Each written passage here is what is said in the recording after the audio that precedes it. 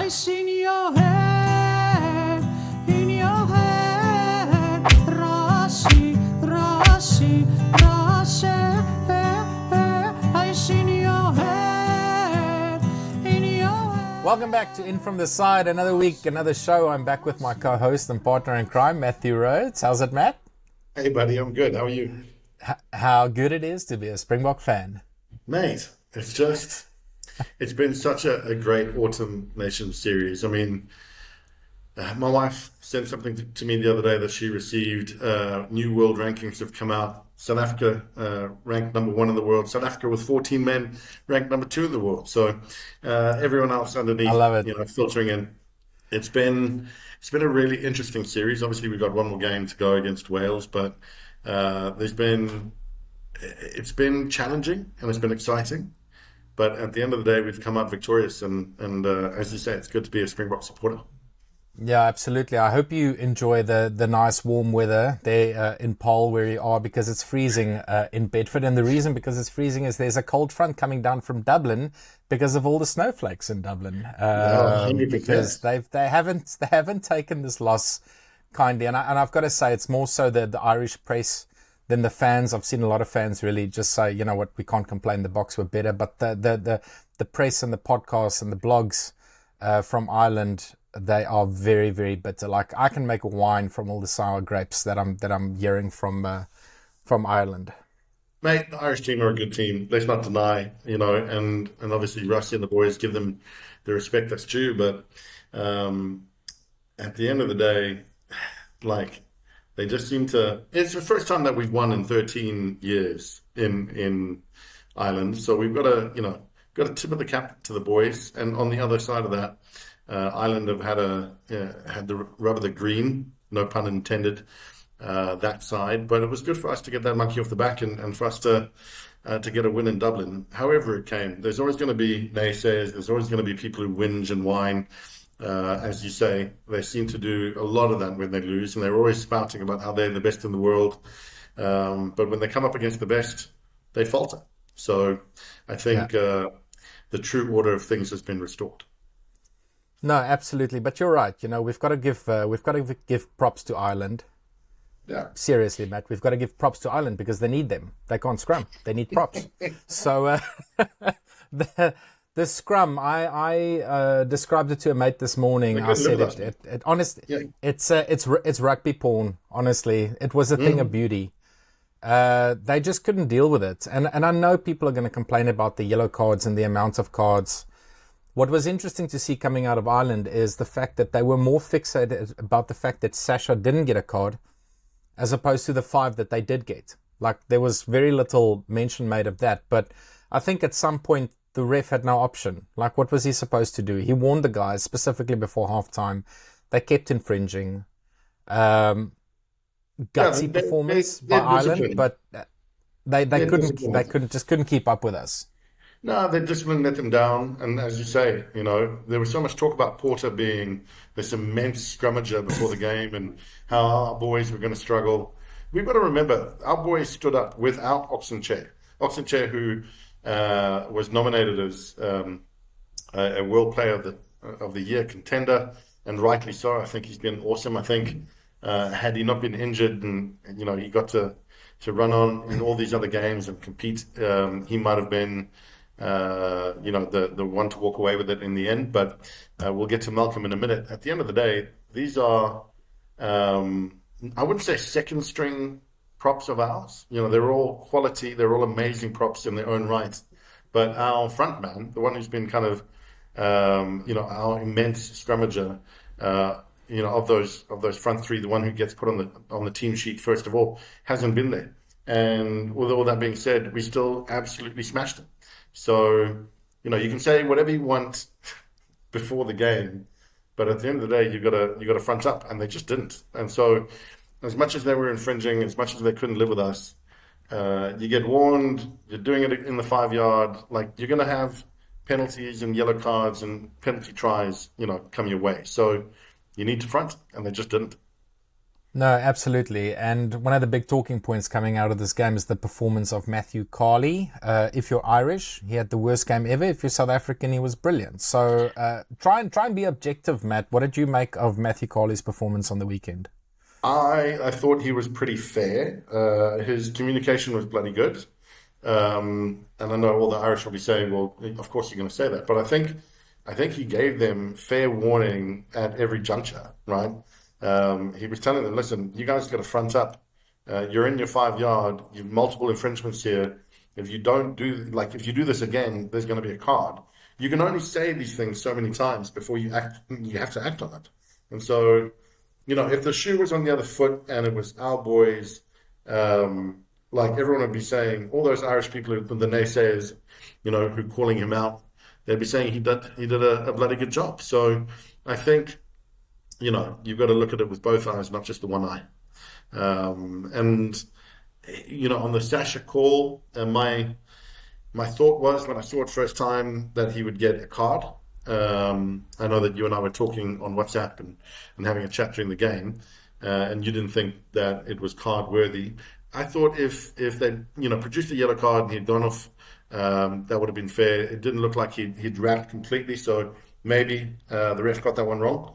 But they looked at it and we move on. Like at the end of the day, we've had cards brandished, not yellow, red, for A lot less. Yeah. for much less. And so you could say on the balance of things, it was about time that a couple of these calls went our way.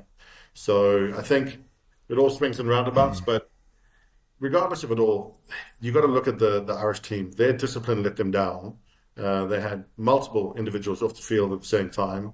Like, you need leadership to pull heads in at that point and just say, listen, if we want to win, we need all 15 of us on the field at the same time. So cards are a thing of the game at the moment. You've got to almost factor in you're going to get one or two cards sometimes simultaneously, because a tackle here and, a high shot there, you can, as we've seen with Lewitt, you can have your knees on the ground and still it can be considered high and dangerous. So it's just the game that we play at the moment, or that the boys are playing, and you've got to roll with those punches. So a world-class, world number one beating team would have been able to factor that in, would have been able to re-strategize, come together.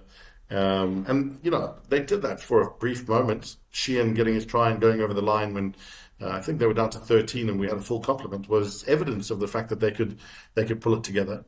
So it's there. They're a good team, but they just couldn't live with us in the scrum, and I think that just created penalty count after penalty count. And if your scrum is going backwards, you've got no platform to go forward. And fair play, you got to tip the cap to the 8-men scrum of the Springboks. They were outstanding.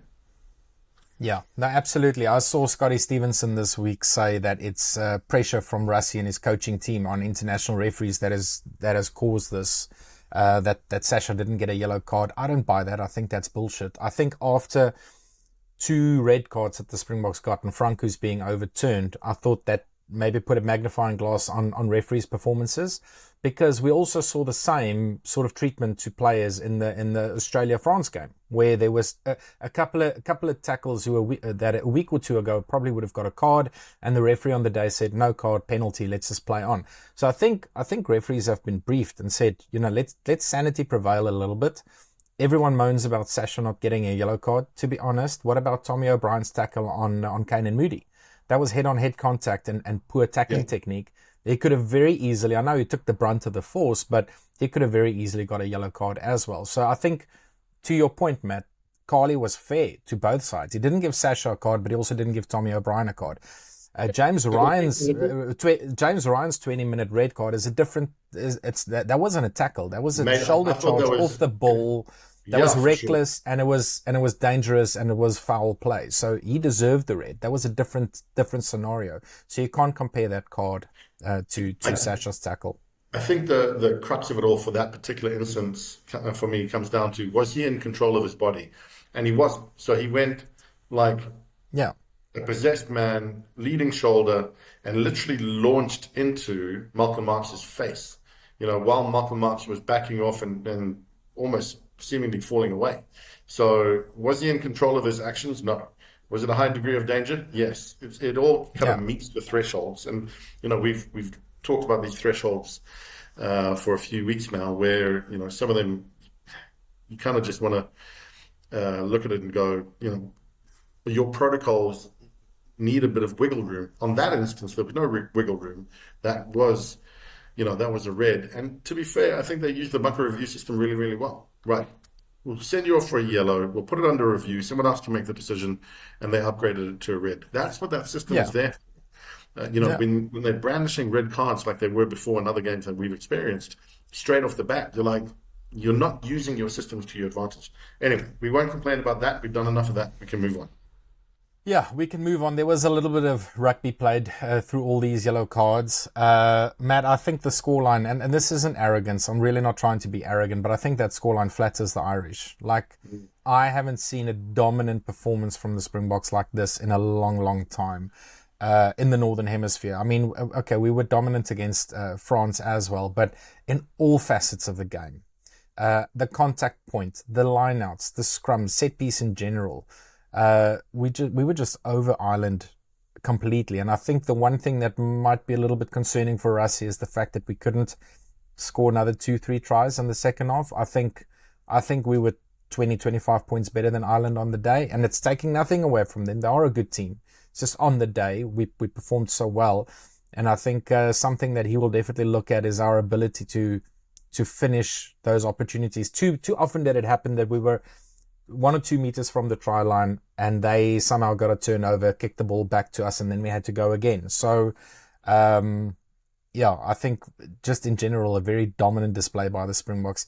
A little bit hollow because we played against so few players. So I don't know. It takes a little bit away from the achievement. I would have just liked to beat 15 Irish players and then there's no argument about who the best team is. But on the day, all round great showing by the Boks. Yeah, I agree. I think the Boks were great. I think Ireland did well to stay with them for, some parts of the game and create those turnovers, crucial parts of the game as well, where we looked like we were 1 or 2 tries to the good.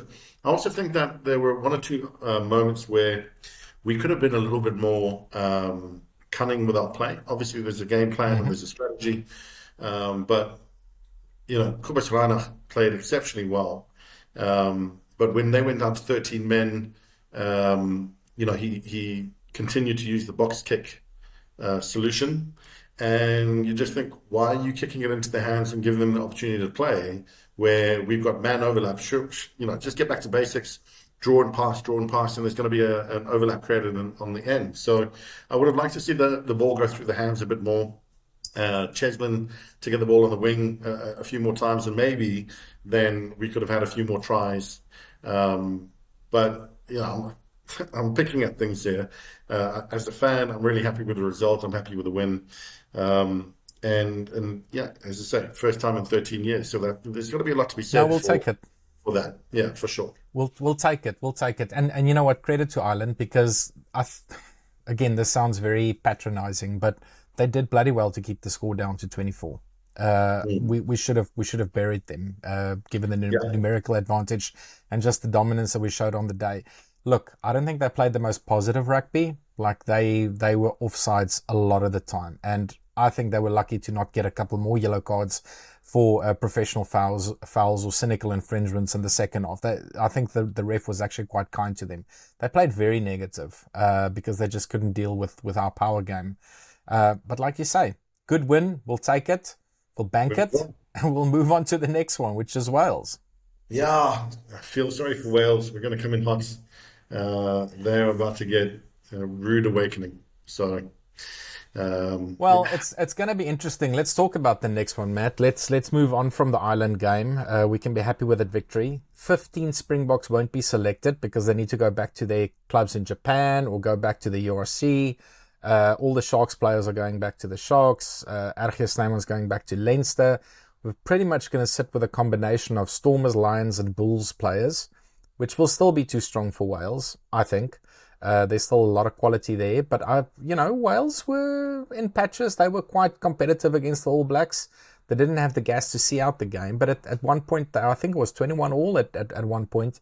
They were quite competitive, and I think they punched above their weight. So we're going to have to play to make sure we go unbeaten. But, again, don't want to be arrogant. I'm not too worried about Wales. I'm not either. Again, they did well to play the way that they did against the All Blacks. Again, I don't think the All Blacks are at their best, and I think the scoreline there flattered them. Because again, they should have been super dominant against Wales. Wales have a bit of a resurgency going through their ranks at the moment, just because they've got a new coach, a new lease on life. They've been battered and bruised 13, 14 games or whatever it is. And it's almost like, things can only get better. And so they're playing with a kind of carte blanche and freedom. And, Louis Rees-Zammit is back. And I think it was, is it Jones on the other wing that got a hat-trick on the weekend? Yeah. So, they're playing a good, expansive rugby, but they just don't have the full 80. And so a lot of these teams that we're seeing at the moment are going 50, 60 odd minutes against the likes of New Zealand and South Africa, and then we're just blowing it away in the last 20. And that's pretty much what happened. As you said, there were 21 all up until a good point in the match, and then New Zealand just put on the gas and just kind of turned it on for them. So again, I'm not worried. I don't think we have to be worried. I think Rusty's going to pick, with the depth that we have, a solid team that he knows will go on to win it. It would be really, really sad, I think, for us to lose the last game, for us to just take our foot off the pedal, and not go for the jugular. I think we need to go, as much as we respect Wales and as much as we like them as a rugby playing nation. I think we need to go and really put a stamp on this and show, that we were worthy of winning every game on this Autumn Nation series, which I think you and I both called. Yeah, no, absolutely. I agree. The Boks need to go in dry on the weekend and go in hard. Look, no Kawhi. But also, this test falls outside of the international window, and that also affects Wales. I think they're going to lose some players. Rees-Zammit's going to go back to Bristol. I don't think he's going to play, and a couple of the other players might be sent to their URC clubs. So we'll have to see what side they pick. Quick prediction, Matt, before we talk about World Player of the Year. Booker by how many? Again, so I said between 15 and 20 against Ireland, and you said between 10 and 15, so you were more right than I was. But I'm picking we're going to put 30 points on them, even with let's call it, in inverted commas, second string side. I think we'll put 30 on them. Yeah, I'm picking Boks by 25 plus. We're going to pull away in the last 20 minutes, as we've done in every single test this year. Talking about the best in the world, let's talk about World Player of the Year. Big congratulations to Malcolm Marx. Your wife must be a happy person, because I know it's her favorite rugby player. Her favorite player got World Player of the Year. I'll be honest with you, I was a bit surprised. I think he was worthy of his nomination. I thought he had a bit of a tough start to the championship. And then he kind of, the set piece wasn't going well. Ruan Nokia came in, and together they seemed to firm that up. And then since then, he's just been unbelievably awesome. He's been dominant, and we're not going to take any credit for it, but we told him to get back into jackling, and he's done that, and he's ended up being World Player of the Year. So, you're welcome. But Malcolm Marx, World Player of the Year. I think, I thought Oxenchair was a great shout, and had he not been injured, maybe he would have been a serious contender for it. My feeling was the man who was the most consistent throughout the year was Peter Steph du Toit. I thought he was going to be, based on that evidence alone. He's always outstanding. He always puts in sort of 8, 9, 10, sometimes 11, 12 performance. And so he's Mr. Consistent, always one of the first names on the sheet. So I was a little surprised that Malcolm got it, but I'm super happy for him. Like, what a champion. He was presented the award by Victor Matfield in the change rooms with all the boys. He'll be coming around the corner. Malcolm Marks is the song that they sang for him. And as I say, congratulations to him. Well deserved. Even if I was a bit surprised, it takes nothing away from the fact that he's fucking awesome. And we love him to pieces. So I think, I totally agree. I second everything that you say, Matt. It almost feels like recognition for the last 8 years of being consistently good. Like, he's always been our number one, even in the days when Bongi started in a couple of the previous World Cups. Everyone always regarded Malcolm as the best, if not one of the best, maybe with Cody Taylor and Dan Sheehan. Now he's always in that conversation. So it almost feels like recognition of the last almost decade of being the best in the world in his position. So I can't really complain about it. To be honest, I would have loved to see Peter Steff get the three-peat. Only Dan Carter and Richie McCaw has done it. So it would have been great to have a South African recognized. And I think just on form, and the way Rassie has chopped and changed the team, I think Peter Steff has been the one consistent in that side. So, I mean, he's still around for another 2 years at least, so he might still win a third one. I was going to say, fair play. Even if Malcolm wins it next year again, or Ox wins it by chance next year, Peter Steff's also going to be a nominee next year. And he'll either win it next year or he'll win it the year after. Like, you don't see his form dipping. Like, no. And it'll be hard for them not to nominate him based on, the consistency and delivery that he has. So I fully expect that he'll be a nominee next year. And if he's playing the way that he's playing now, it'll be hard to not give it to him then, and that'll be the three-peat. So 100%. He just needs to keep on keeping on, really. Yeah, absolutely. In other awards, Ethan Hooker loses out to Fabian Holland as World Breakthrough Player of the Year. Here in England, they're not happy. Everyone thought Pollock would win it. We thought Pollock would win it, but again, we looked at the minutes played. He's only played like 146 minutes of international rugby. So, and he's not in fairness, I can't really complain about Holland. No, he's been good. Mate, at the end of the day, Holland's played well. He's been a good player. Right? Yeah, he's had a great season. But like, in terms of overall impact, like that kind of pizzazz, that eye-catching, crowd-pleasing, in effect breakthrough, right? The one that kind of captured everyone's attention. Personally, I think it came down to Pollock or Suoli. Like, you don't see Holland coming onto the field and everyone like running to the stadium and jumping into the stands to go watch him. Yeah, but he's done the hard graft. Like, he probably made a bigger impact on the team.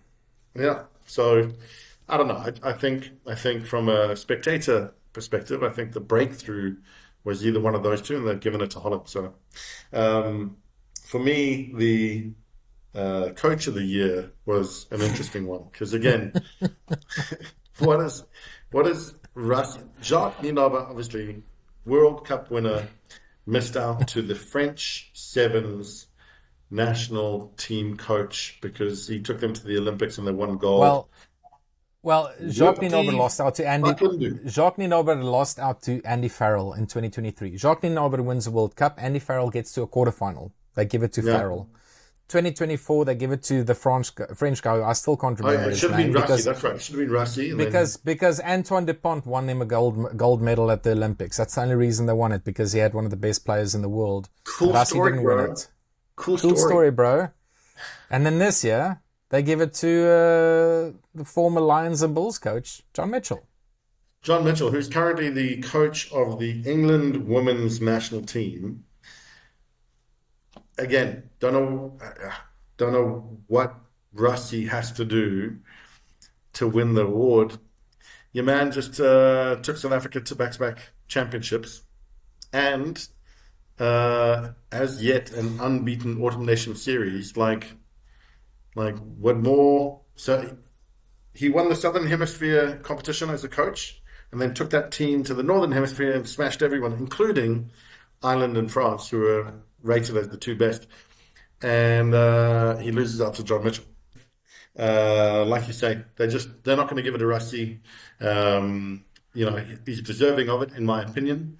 But if they're picking the Sevens national coach of France last year, then it's not a surprise that they've gone with John Mitchell, who's the coach of the English women's national team this year. So it is what it is. Rusty, to be fair to him, I don't think he cares.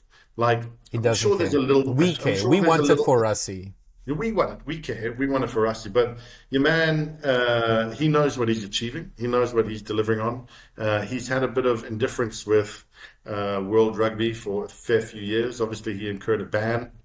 And so I don't think he takes those accolades to heart, knowing that, he's not their favorite person in the world. And so with that being said, he probably looks at that, does his Rusty, and moves on. Yeah, absolutely. No, he's smiling all the way to the bank.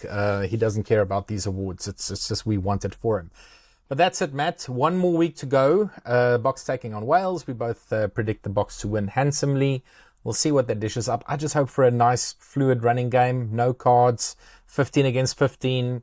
Final game of the year. Let's have some fun. You back in the UK, so we'll watch the game together. We'll make a plan. 100%. And then we'll do our roundup again next week. Nice, brother. Well, it's been fun.